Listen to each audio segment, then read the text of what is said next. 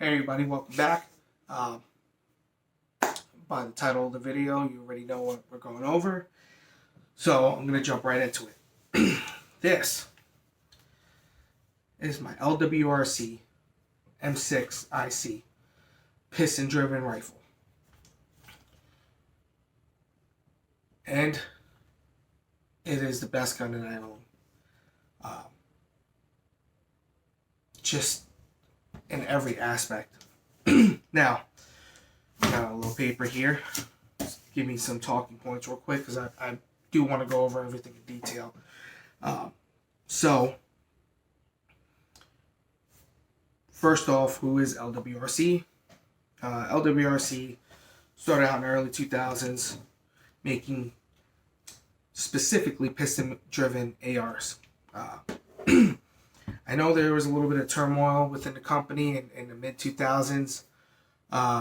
They did have some change with ownership and everything, and that ended up creating better products. I think they were having issues with like quality control. But anyway, fast forward a few years, they entered into the individual carbine program that the military was running to find a replacement for the current M4, which at that point was still being produced by Colt. They eventually backed out and started producing this for the civilian market. They are based out of Cambridge, Maryland. It's funny that they would be in a state that's anti-gun, but they make phenomenal products. And they've been running the IC platform for a while, and now they have a bunch of other stuff. The A5 IC, and tons of other stuff. The Reapers, now they have their subgun. The 45 SMG is their take on the UMP. A phenomenal looking gun. I haven't had the chance to handle one. I will get one at some point or another. I just am. Now, right off the bat, I am going to tell you that I'm a bit of a fanboy to an extent of LWRC, and not nearly in the sense of say Glock fanboys or anything like that, but just because of what I've put this rifle through and the abuse that it's taken, the round count, just the everything, and the fact that it just keeps running. So, let's jump right into why I bought this rifle. So back in 2014,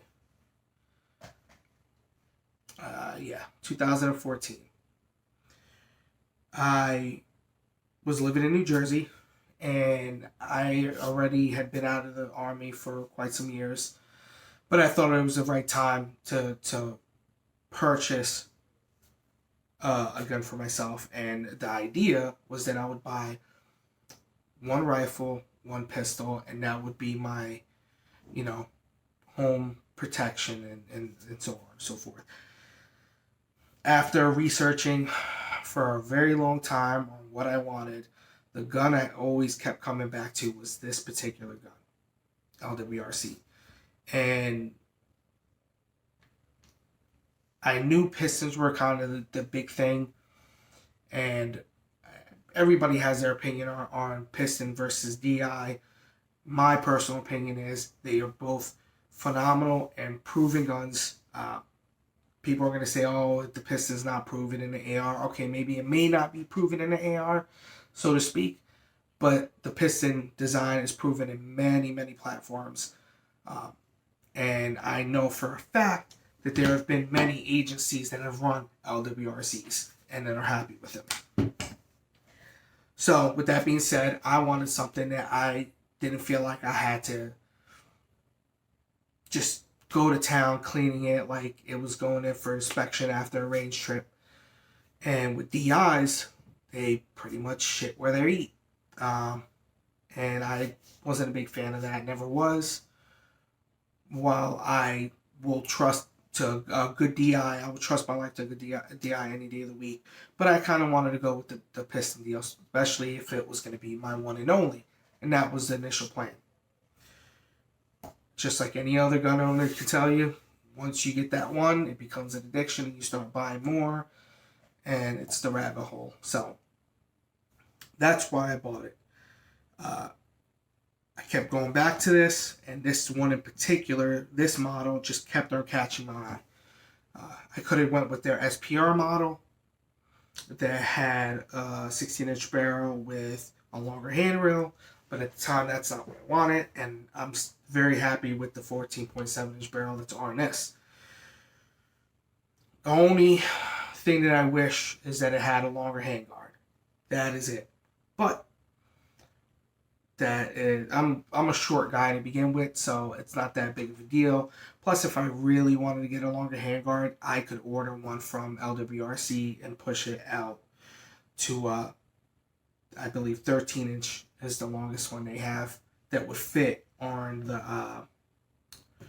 the piston-driven one. Now, I know that they eventually did venture and start making a DI AR, which I will get, and the primary arms 1 to 8 will be living on that.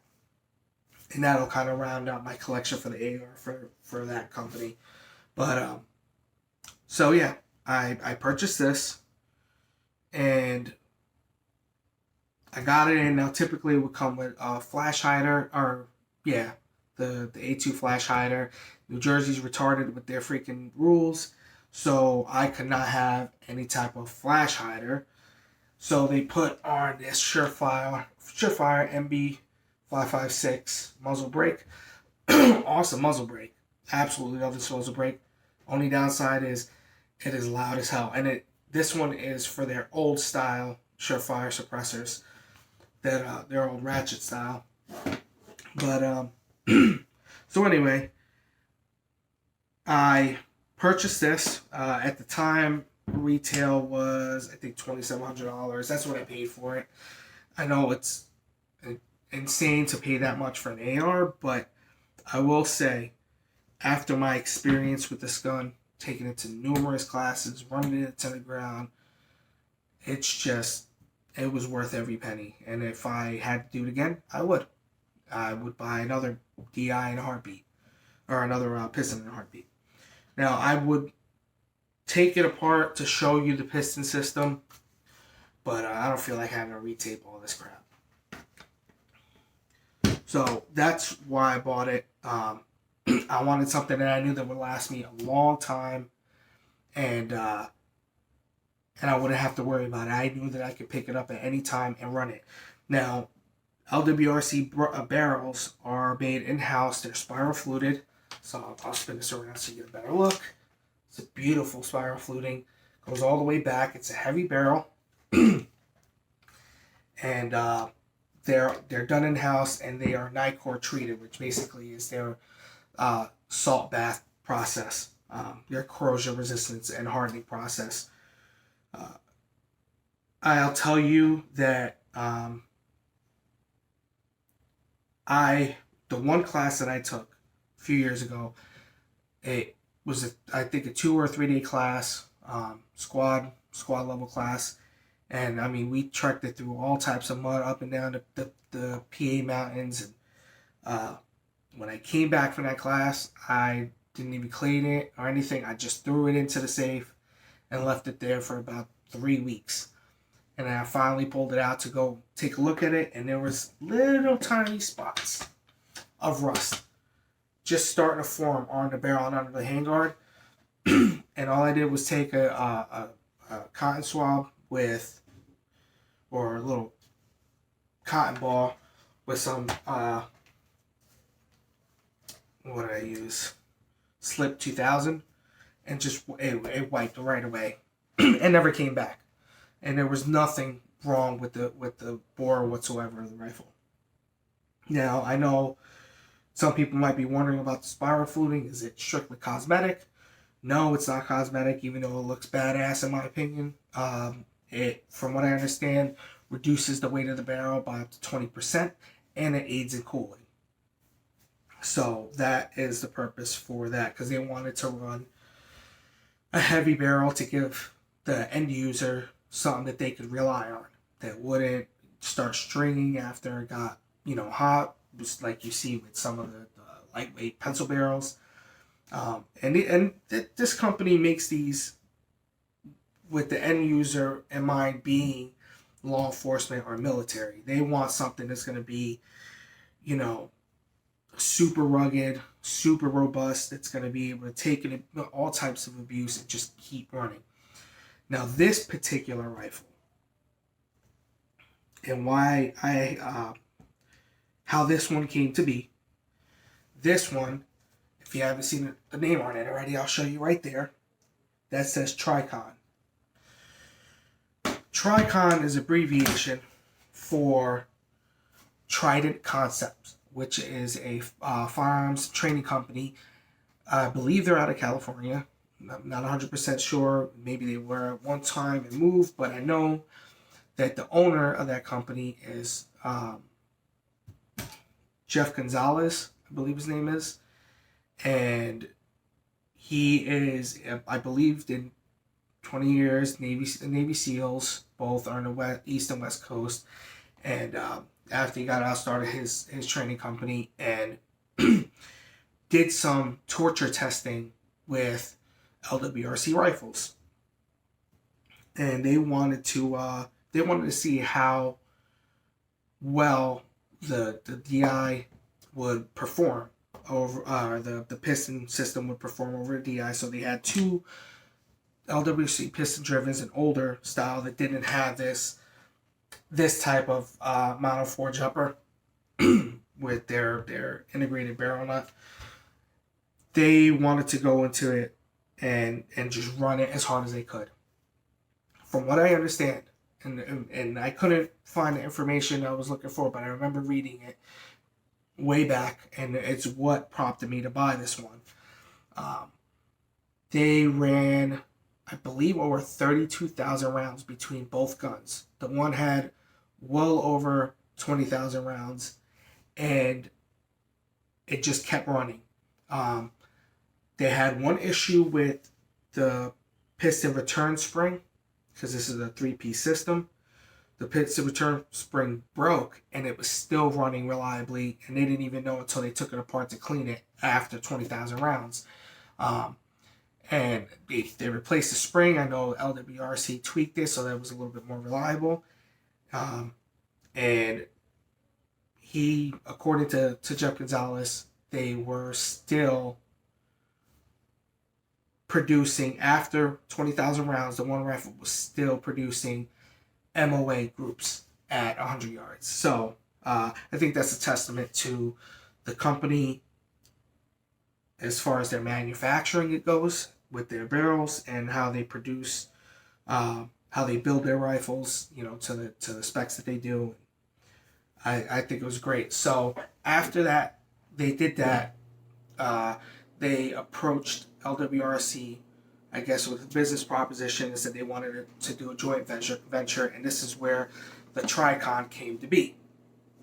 Now, this was back in 2010, I believe, that the first iteration of the Tricon released. This one is the Mark 6, and I'll see if I can put it right here. So, right in there it says Tricon Mark 6 556. I believe this is the last one that was made. The last Tricon that was made was the 556 model. Now they did it. They released it in 2 batches per year.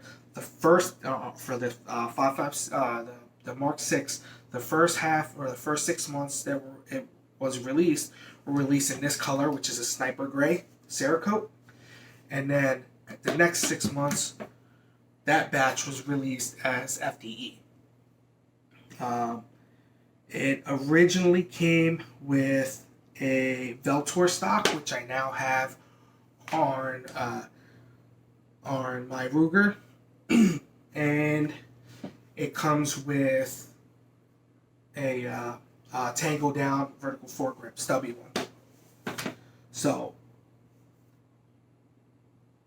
the purpose of this rifle, according to Jeff Gonzalez, was that he wanted something that would come right out of the box, throw a full magazine in it, and you could rock and roll.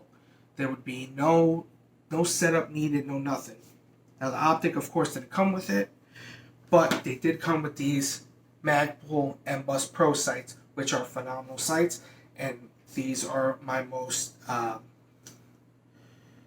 suggested sights that I give to anybody. If they want a good set of sights that are going to be super reliable, Magpul M-Bus Pro, they sit really low, and they lock into place super solid, and they're pretty accurate. So that was his idea. Take something that they can come right out of the box, and they can just go to town and know that it was going to run reliably, accurately, and they wouldn't have to worry about anything with the platform. Now, so he preferred. Now this was done in conjunction with Jeff Gonzalez from Trident Concepts. 14.7-inch barrel with a pin and welded muzzle brake or flash hider in free states. I think it's a 10-inch handguard. For the sights are the Magpul M-Bus Pro sights. BCM, this is the BCM gunfighter charging handle. What else? I know I have the Veltor stock, but I swapped that out for this B5's stock, which I love these stocks. These are awesome. So it's got, you see here is a nickel boron BCG, which aids in not only the cleaning of it, but since nickel boron is a naturally lubricious coating, you don't really have to lube it up like that. I can't even remember the last time I put any lube in this thing, but I'll show you right here.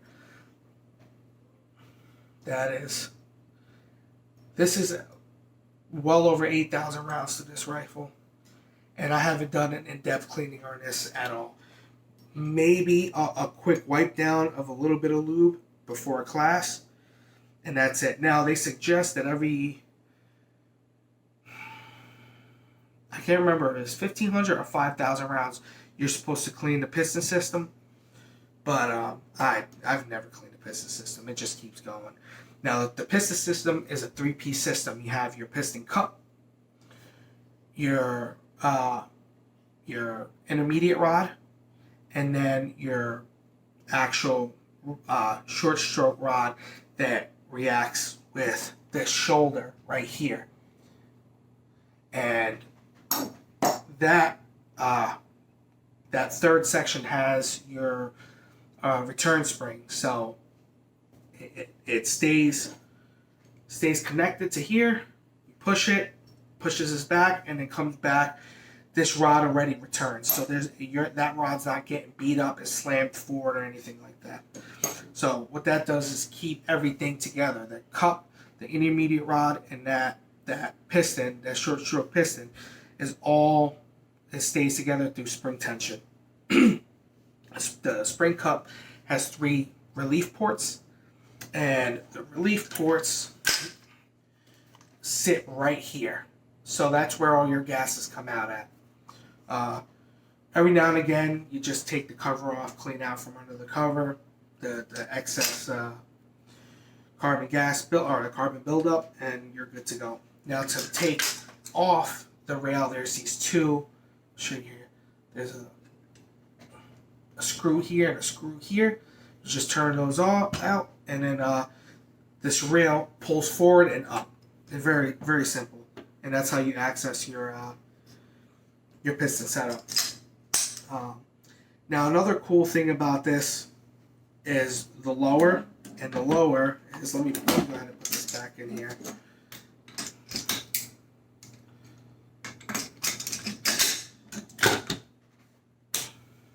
Now the lower on this is, for the most part, ambi. And now LWRC's lowers now are fully ambi. The only thing that's not ambi on this is the selector lever. Obviously, it's not a problem for me because I'm right-handed. But you have your magazine release here and on here. So when you're here, you can just drop it. Boom. It's very easy. Also, you have your paddle here for your bolt, stop bolt release. You also have it here. So you can actuate that with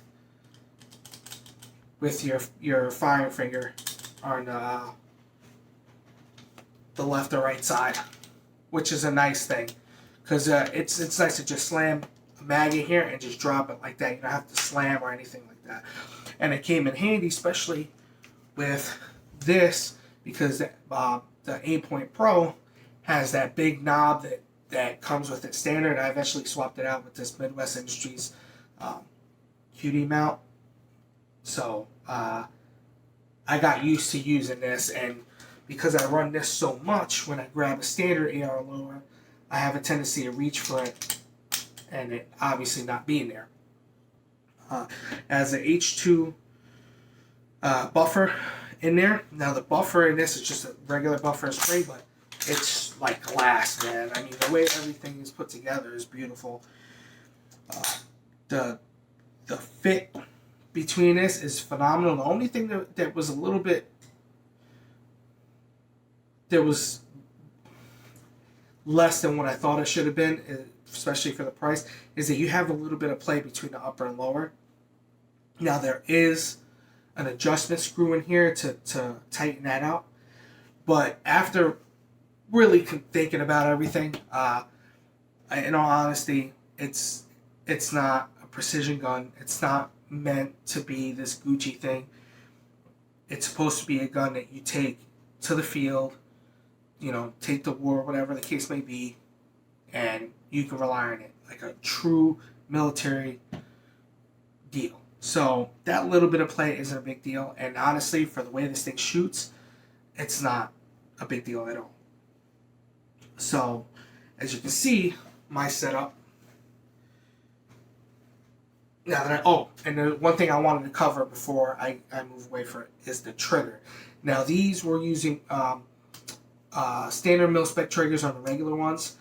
LWRC makes their own triggers. They make about 90%, actually 90% of all of their stuff in-house, either through LWRC's company or one of their sister companies that are owned under the same parent umbrella. So this trigger is something that was designed with or in conjunction with Geisley.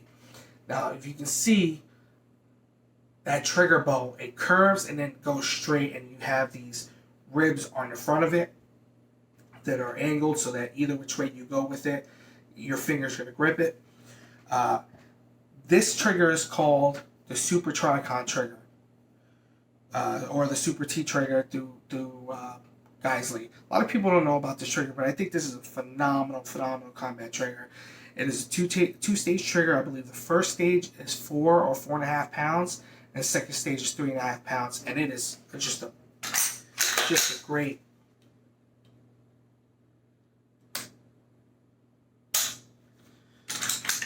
So I'll do it on this side using my thumb, and you can see you have just this little bit of take up, and then you'll see the reset.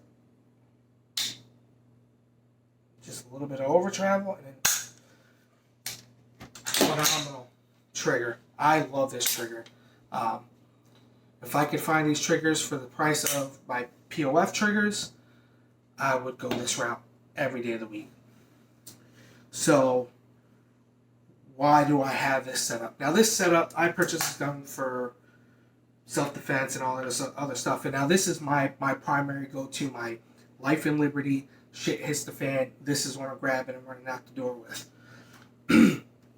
I went with the Satmot stock on this, changing it out for the Veltor because I like the cheek weld better.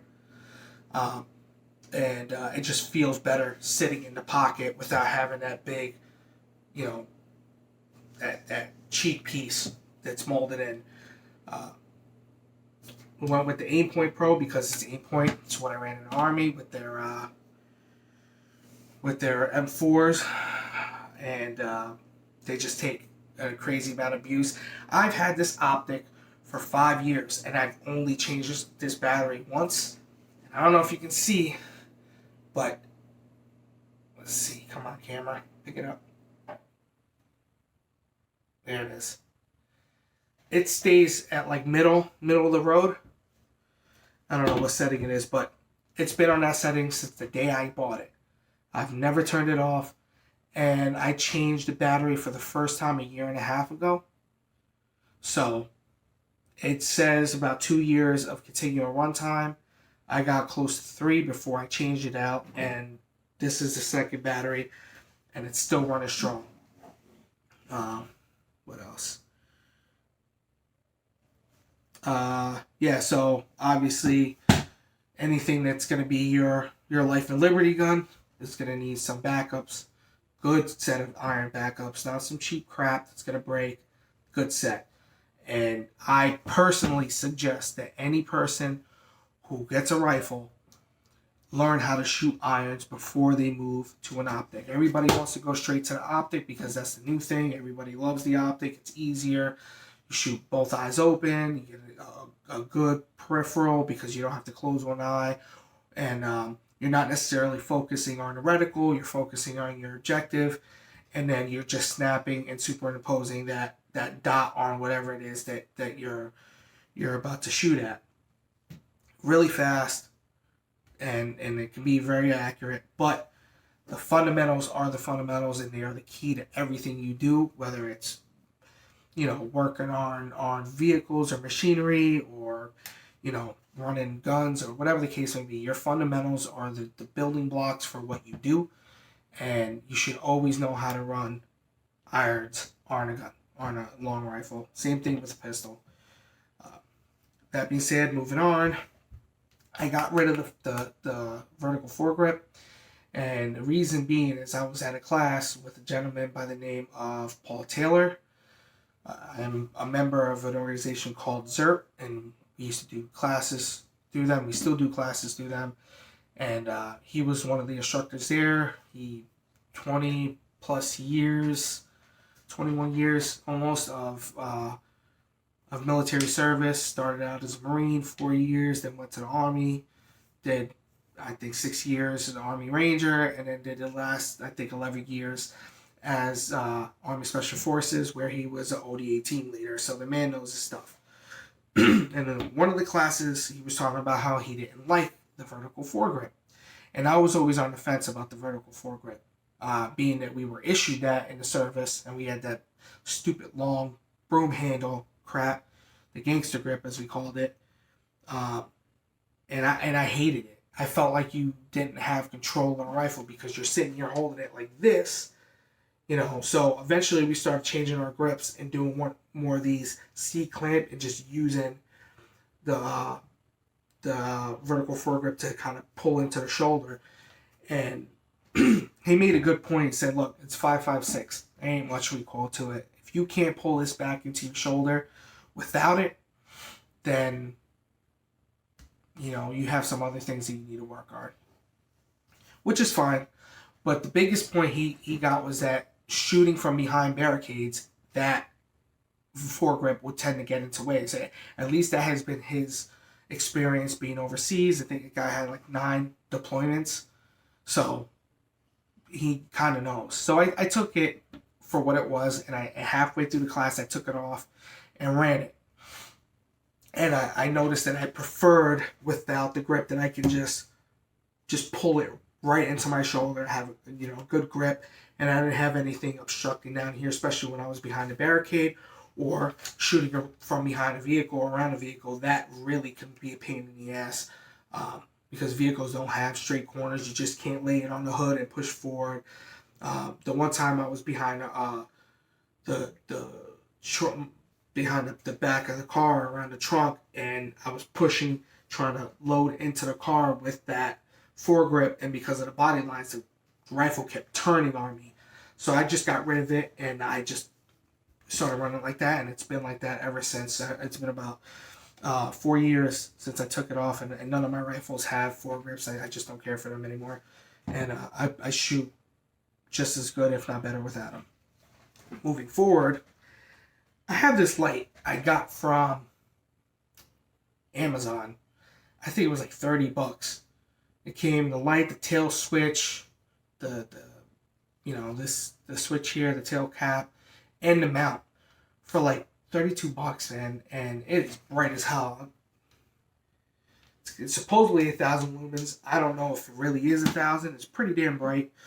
But even if it's like 400 lumens, that's fine. I don't really need 1,000 lumens. I don't need to see at the other end of the damn football field with the light. If I'm operating in a dark environment, most likely everything's going to be close up. And if I'm going to be operating in a dark environment, I'd much rather nods than that type of illumination. Just my personal preference. But then again, I'm not an operator. That's just not where I'm at with it. So,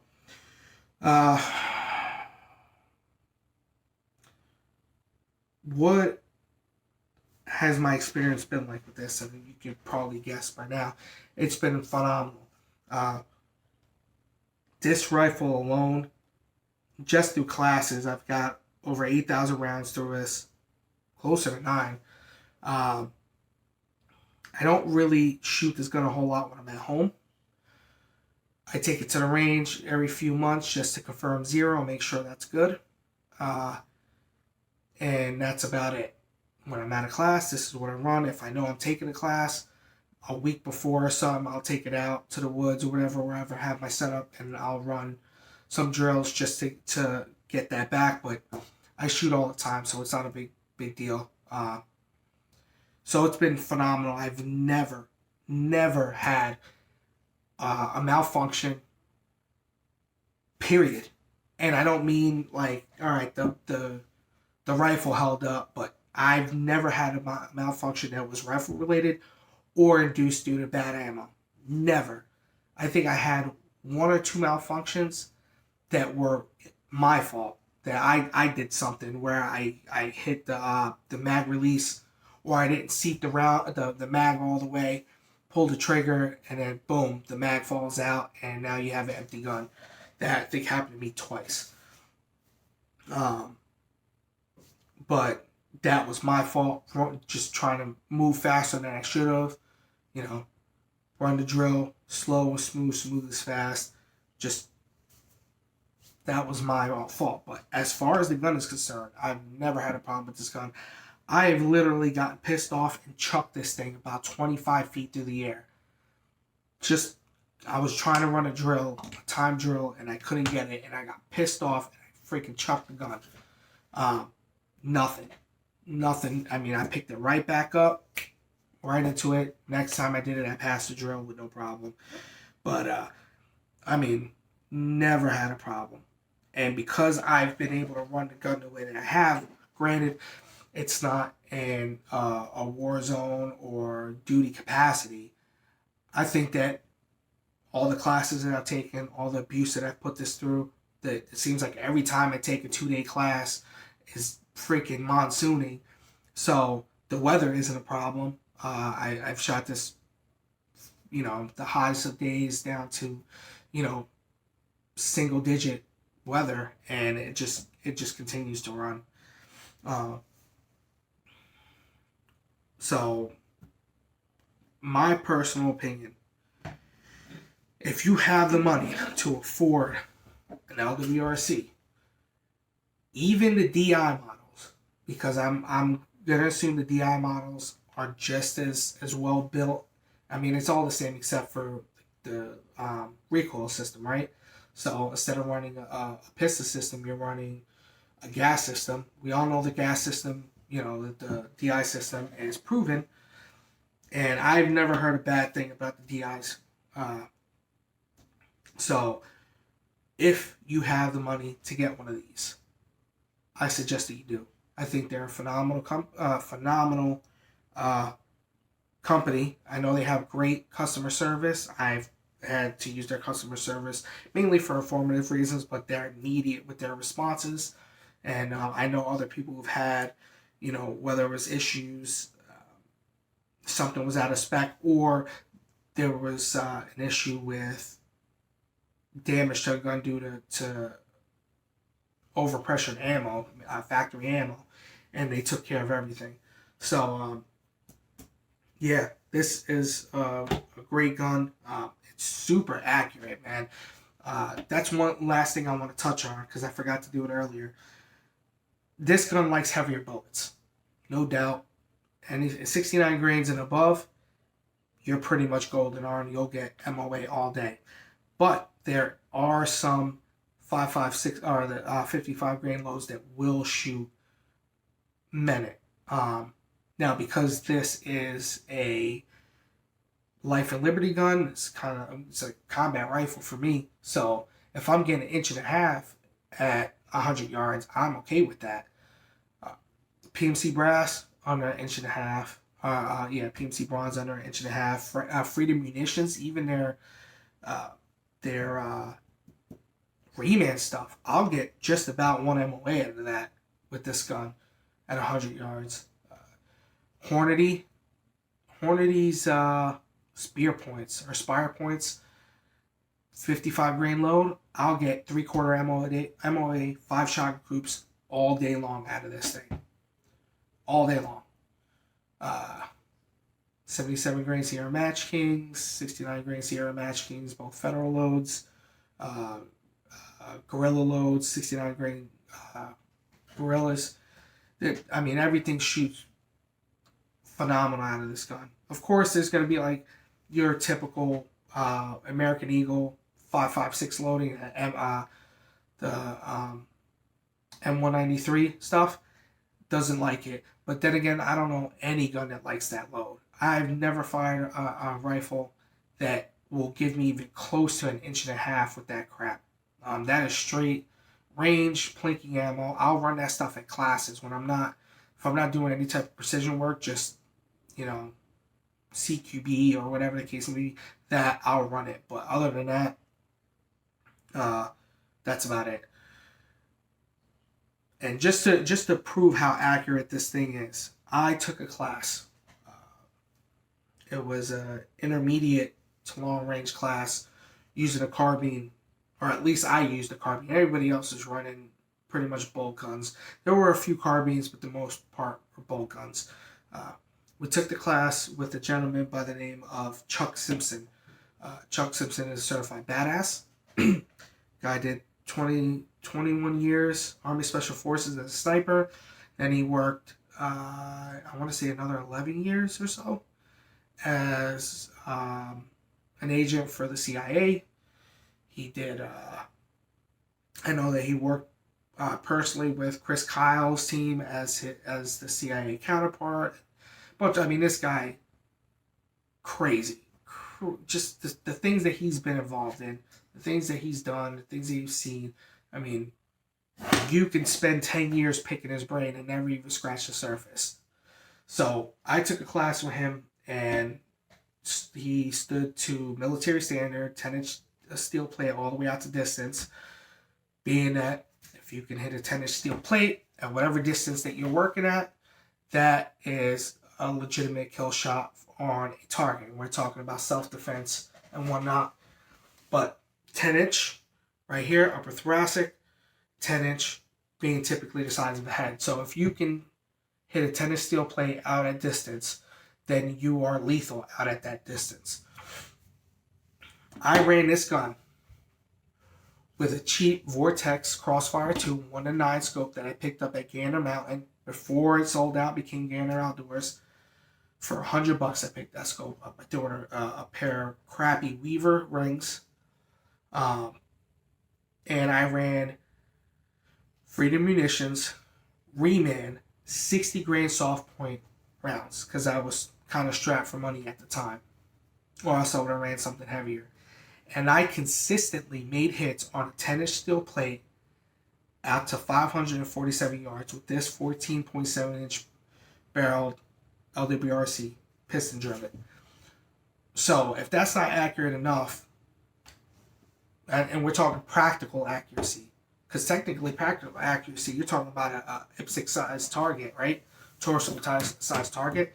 So if you can hit a 10-inch steel plate, I can do that with this and that optic, then this is plenty accurate. So, but anyway, I'm already at 40 minutes with this thing. But yeah, I love this gun. I love this gun. Absolutely love this gun. LWRC is my absolute favorite. I have other guns like BCMs and stuff like that. Definitely will trust my life to BCM and you know, anything that's well built with a good reputation. But this bad boy is my ultimate go-to. I'll pick this over any other gun that's handed to me. If I had my choice and they say, Ivy, you're going to freaking war tomorrow, you get to pick your rifle, this is what I'm taking. Hands down. Hands down. So yeah, if you're in the market for, you know, a phenomenal gun, piston driven, something that's just going to continue to run, I'd say you'd be hard pressed to find something better, at least in the piston driven.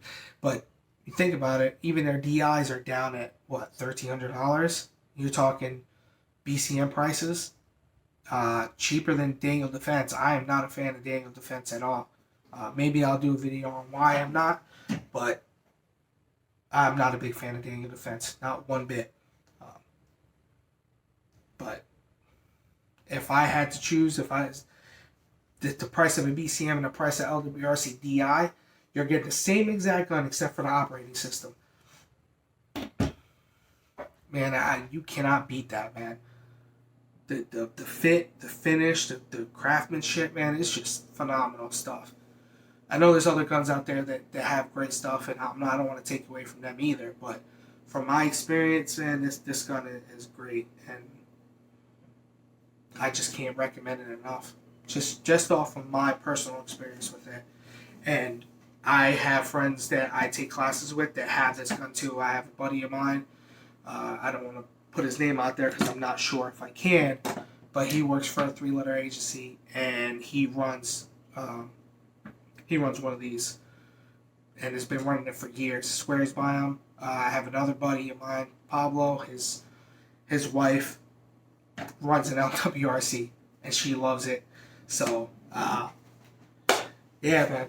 So to wrap this thing up, I love this gun. I think it's phenomenal. I think the company has done awesome stuff with this. The only thing that I wish that they would do is come out with longer rail systems, or maybe even create rails that people can buy at different lengths. You know, some people like it to go all the way out to the muzzle brake. You know, right before the muzzle brake, or say a 16, you want a 15.5-inch muzzle rail or something like that. That would be really nice for them to see. But aside from that, yeah, great rifle. It's a shame that Trident Concepts and Jeff Gonzalez doesn't work with this company anymore. I believe they're working in conjunction with Sons of Liberty now. But yeah, so not only do I have a phenomenal rifle, but I got a collector. So, but anyway, hey, I hope you enjoyed the video. I know it's long-winded, and I just wanted to be thorough with this video. I'm sure I missed some stuff because I start going all different directions, but yeah. Thanks for watching. Any comments, leave them down below. I'll be happy to answer them. And I will see you in the next video.